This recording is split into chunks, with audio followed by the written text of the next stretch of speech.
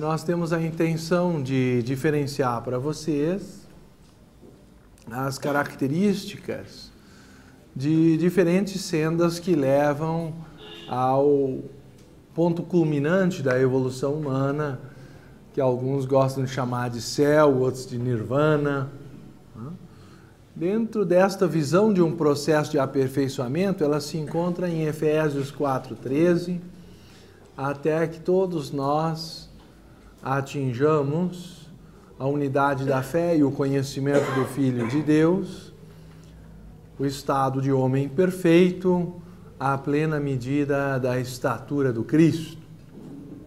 E os hindus e os budistas, de um modo geral, chamam simplesmente de nirvana ou moksha a esse estado de perfeição que oferece a possibilidade da libertação da consciência. Então nós poderíamos comparar, como fazia o nosso terceiro presidente mundial, o Sr. Arundale, a subida de uma montanha como o Everest, em que o pico seria comparado então ao nirvana. Mas existem diferentes sendas que levam para... Lembrando que senda quer dizer caminho, né? Nós preferimos usar a expressão senda, por mais rebuscada, para não confundir com um caminho qualquer. Simbolizando assim um caminho espiritual. E, de um modo geral, a senhora Clara Codd fala da existência de 4 sendas. Só que uma delas não conduz exatamente ao nirvana, senão ao niraya ou ao aviti, que seria o equivalente oriental, talvez, do nosso inferno. Não num sentido eterno, como se adquiriu na visão cristã depois da perda do ensinamento da reencarnação, porque ele existia, pelo menos até o Concílio Constantinopla II. É bom lembrar que Orígenes, que foi o fundador da patrística, era padre da Igreja Católica Romana, viveu lá pelo século II e III. E no século V, portanto, 2 séculos depois da morte dele, melhor dizendo, século VI, 553, nós vamos ver que Justiniano convoca um concílio à revelia do Papa e impõe a sua vontade em favor do monofisismo, motivado por sua esposa Teodora, que era monofisita fanática, o que quer dizer que acreditava só no lado divino do Cristo e não no seu aspecto humano, muito menos num cristianismo que tivesse espaço para um processo evolutivo. E o que nós estamos a sugerir é que ao longo de várias reencarnações, o indivíduo vai subindo essa montanha até que um dia ele chega na plena medida da estatura do Cristo, ou, para usar as palavras do próprio Cristo, sede, pois, perfeitos como vosso Pai Celestial é perfeito. Então ele não está nos pedindo apenas para sermos bonzinhos, e temo, lamento informar, que numa vida nós dificilmente conseguiremos completar essa trajetória. Então os textos orientais falam em centenas de encarnações humanas para se chegar nesse estágio. E é claro, ele pode ser encurtado ou acelerado, dependendo de qual senda, qual caminho a pessoa escolher. O caminho mais confortável, o caminho trilhado pela maioria, é chamado em geral de terceira senda, que é aquele helicoide ao redor da montanha. Eu me lembro que eu tinha um professor de física, ele fazia uma brincadeira conosco. Ele falava de um termo que se expandiu muito no uso popular, que é o caderno aspiral. Ele dizia que o caderno aspiral, na verdade, aspira a ser um helicoidal. Porque ou é espiral ou é helicoidal. Agora, aspiral não existe. Então, Na verdade, o que nós estamos falando é de um helicoide. Cada volta ele está num nível superior. A espiral é chata, ela é plana. Como aquelas para matar mosquito do tempo da vovó. Aquilo é uma espiral. Eu não vou entrar aqui em questões de geometria, que não vem ao caso. Mas estou querendo simbolizar que o helicoide vai subindo a montanha em várias voltas. A gente vai sentindo pouco, aquela subida é lenta. E essa é chamada de senda normal, ou o caminho que a grande maioria dos seres humanos trilha. E aí esse vai para centenas de reencarnações, com certeza, se não chegar à casa dos milhares, porque é um caminho no qual as pessoas nem sabem bem por que estão caminhando, elas caminham porque o da frente caminha também, vai todo mundo meio que se acotovelando e se empurrando e um dia chega lá. Mas o ponto essencial é que foi um imperador empurrado pela esposa que cometeu a maior mutilação na história do cristianismo em seus ensinamentos. Porque tanto é verdade que o Papa Silvério resistiu até o fim, e é literal a minha expressão, porque ele foi deposto, exilado na ilha de Palmar e morreu de fome um mês depois. Eu só não sei, porque os livros não são claros, se ele morreu de fome porque estava fazendo um jejum por 30 dias, ou se simplesmente faltou o alimento na cela dele e misteriosamente então ele morreu. Seja de uma forma ou de outra, o fato é que o Papa Silvério resistiu. E ainda assim, o Papa seguinte, indicado, era um Papa biônico, indicado pelo imperador Justiniano, o Papa Vigílio, não compareceu alegando estar doente, porque ele percebeu a pressão que sofreria. Se o anterior já estava até morto, porque resistiu, esse preferiu ficar doente e não foi. E assim foi aprovado o anátema, ou caracterizada a heresia sobre a pré-existência da alma de Orígenes. Foi o fundador da filosofia patrística, que gerou mais tarde a escolástica. Toda a filosofia cristã começa ali. Ele era discípulo de Amônio Sacas. Quem sabe das origens da teosofia pode imaginar que diferença haveria se a filosofia reencarnacionista de Orígenes, que era um neoplatônico padre cristão, tivesse realmente vingado, não fosse a oposição de Justiniano, que em 529 fechou a Academia de Platão em Atenas, e em 553 fez essa trágica imposição do Concílio Constantinopla II. Então ele terminou com o livre pensar, proibiu o estudo da filosofia chamada pagã.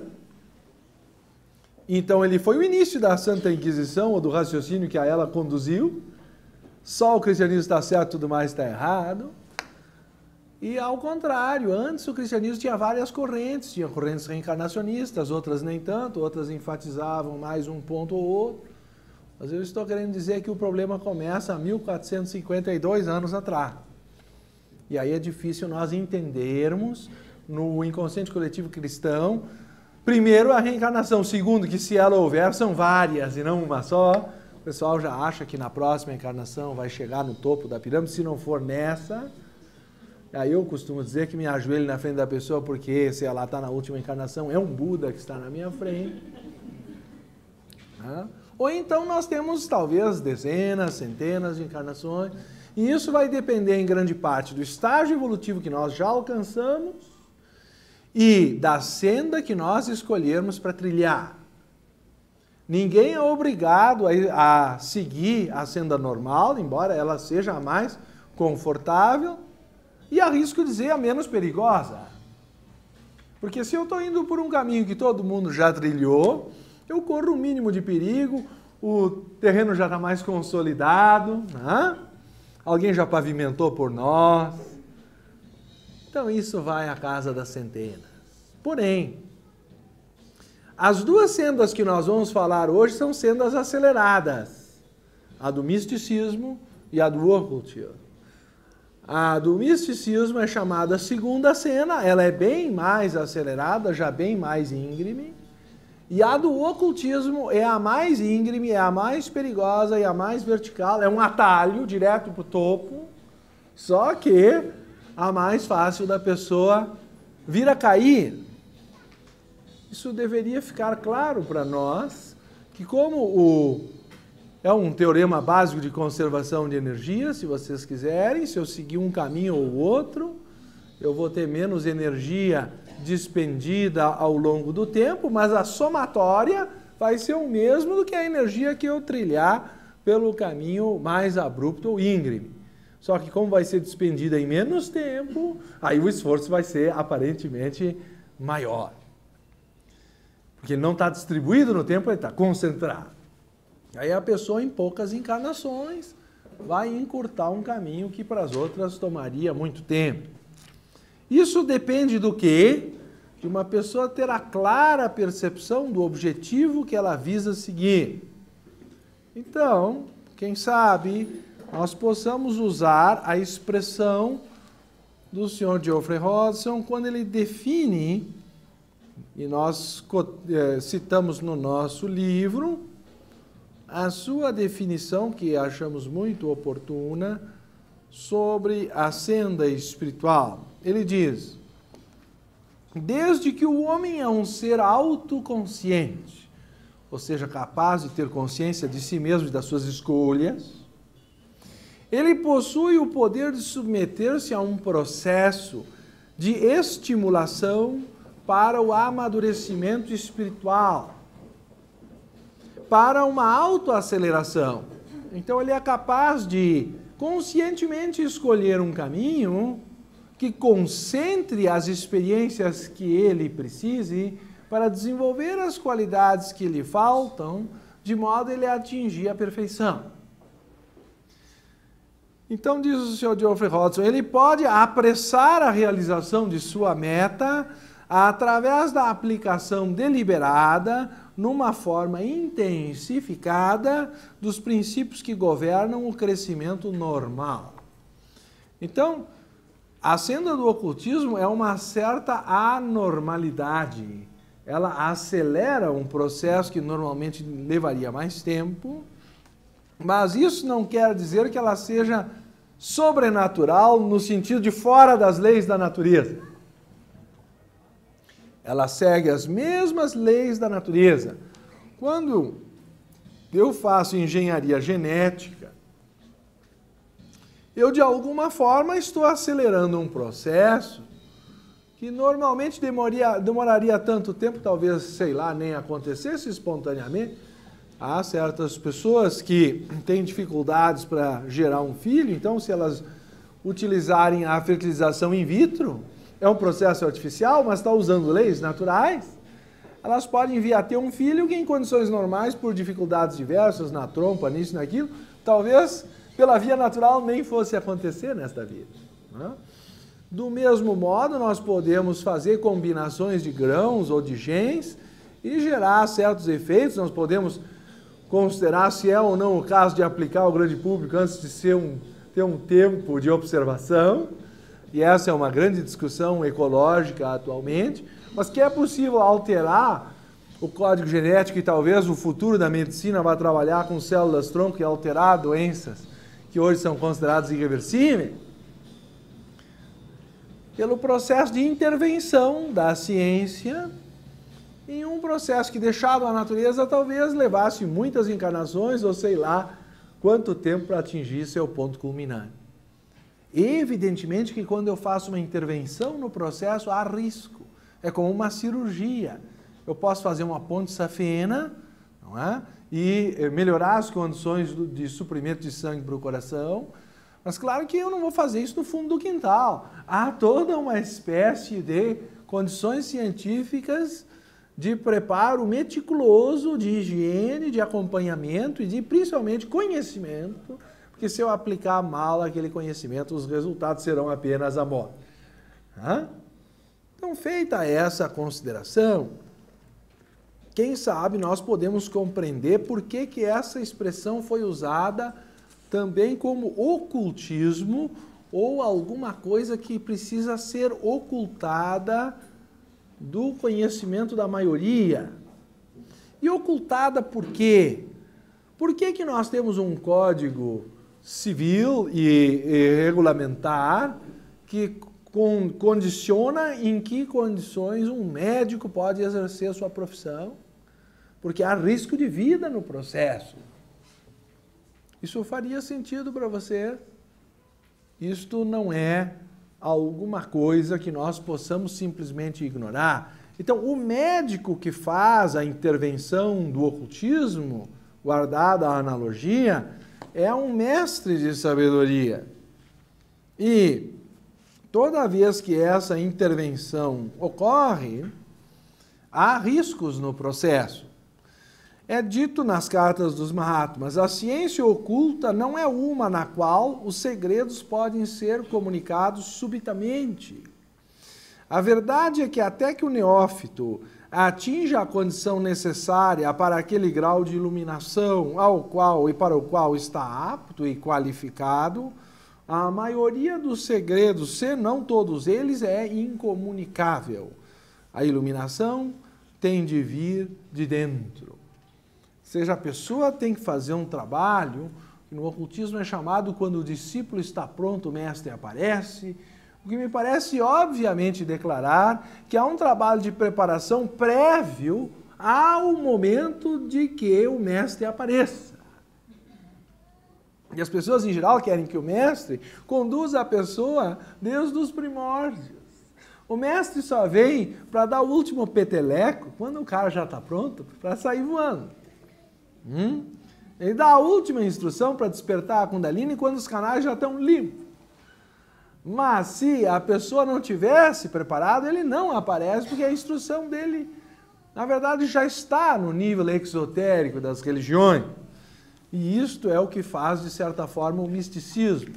O misticismo aponta no caminho de uma purificação geral em busca de Deus, que seria o lado mais exotérico das religiões em geral, em busca da salvação pessoal.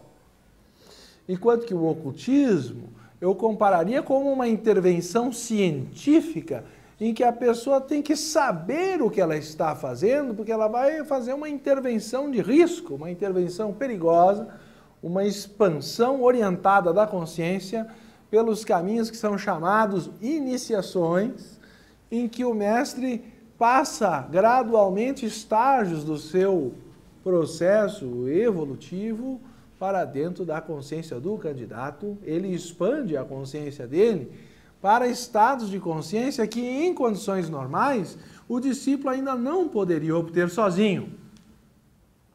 Só que, quando ele volta desse estado, há o risco até da loucura. Uma vez que a pessoa teve a consciência expandida, sem ter o controle da faculdade que lhe foi acrescentada, se ela não tiver com seus problemas psicológicos, emocionais, etc., resolvidos, ela vai apenas enlouquecer. Ela já estava limítrofe, borderline, no último estágio entre a sanidade e a loucura. Aí botam mais energia no sistema, ela pira, para usar a expressão popular bem conhecida. Por isso que, em geral, o povo diz que quem estuda essas coisas ocultas enlouquece. E é por isso que no Gênesis é preconizado que ninguém coma da árvore do conhecimento. Portanto, é uma coisa perigosa, não se pode fazer sem uma orientação de um mestre qualificado. Nós estamos falando de um preparo que tem que ser feito por algumas ou mesmo várias encarnações, até que a pessoa esteja pronta para dar esse salto, quando energias podem ser induzidas na pessoa e ela despertar certos centros de poder aos quais o homem comum não tem acesso. Embora todos os seres humanos oportunamente tornar-se-ão clarividentes, clareaudientes e outros poderes mais, dos quais esses são só o começo, o homem comum o que faria com a telepatia?